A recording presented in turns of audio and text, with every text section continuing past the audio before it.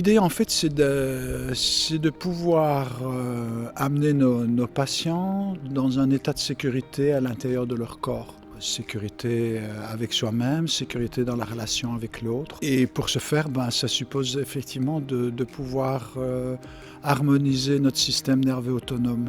Je suis persuadée qu'on ne peut plus dissocier le corps de l'esprit. Libérer la parole, c'est bien, mais si on pouvait mettre en place des exercices physiques, des libérations, c'était vraiment ça qui m'intéressait au point de vue personnel. On n'a pas énormément de cursus qui nous propose ce travail. L'approche est très bien faite au niveau de la psychologie à comprendre dans les cuirasses, dans ces systèmes qui nous bloquent, qui sont involutifs. C'est toujours au niveau relationnel, au niveau affectif qu'on a été blessé ou qu'on reste blessé aujourd'hui.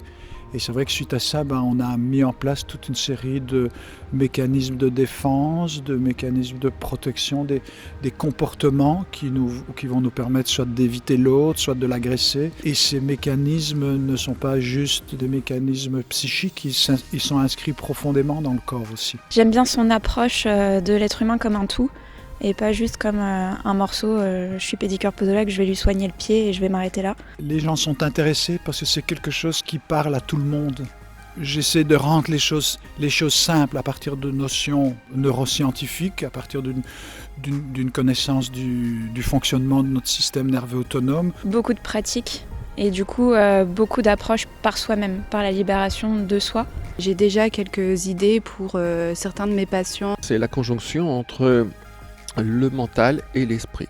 Pour nous thérapeutes, c'est fondamental dans l'accompagnement de l'autre. De toute façon, il y a toujours un lien avec le corps. Et le corps nous dit tout.